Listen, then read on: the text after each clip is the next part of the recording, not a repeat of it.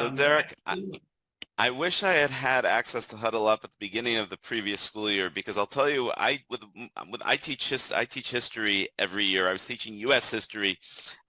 You too. Okay, yeah, so we can compare battle stories another time. yeah. But I always start the year off and I ask my students what to them is the most significant episode of U.S.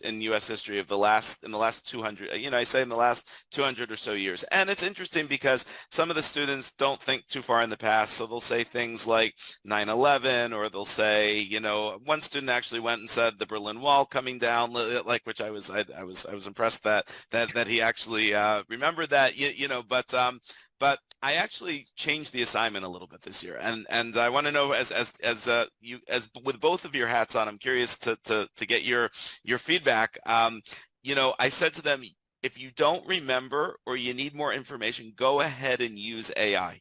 No problem. I said, this is a good time to use it because I don't expect you to remember everything that happened in history over the last 200 years. I said, I'd love for you to say you could do that, but let's be honest, especially coming in after a summer vacation. So I allowed the students to do it. In fact, I made it a classroom assignment so that we could do it together. But we actually started a discussion board I had them post this as a discussion in our learning management system, which was not Huddle Up, unfortunately, but we were using another platform.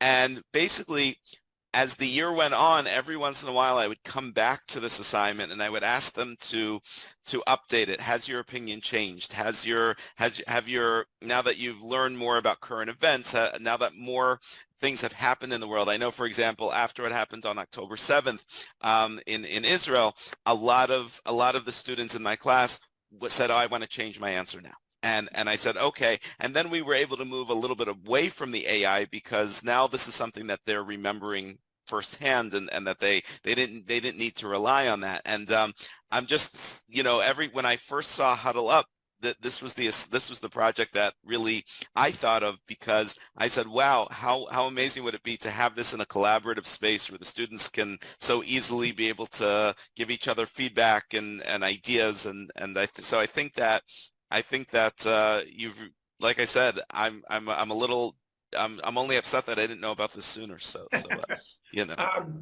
Well, first of all, I would commend you. That's a great assignment. First and foremost.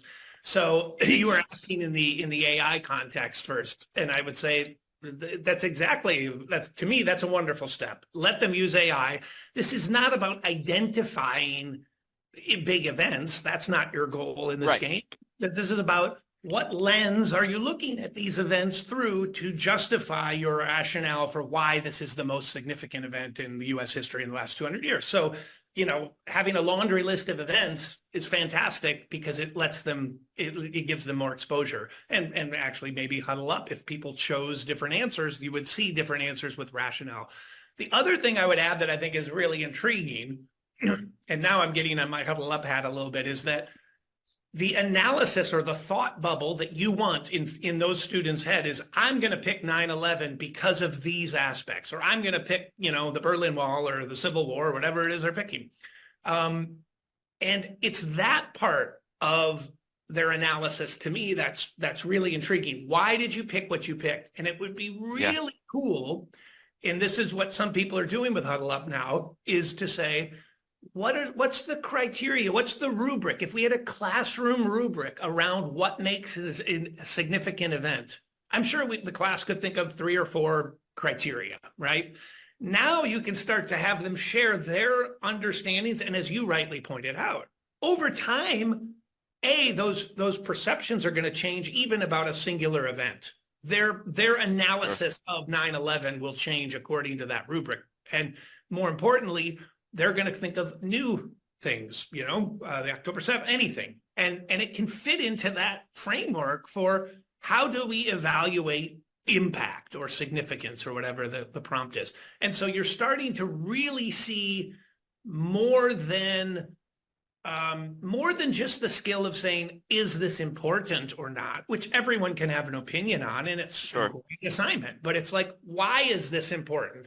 And there's going to be a lot of push and pull around that rubric, which is awesome, because then they're leaving that classroom equipped with, these are the 4 things I'm going to evaluate for the rest of my life significant events on.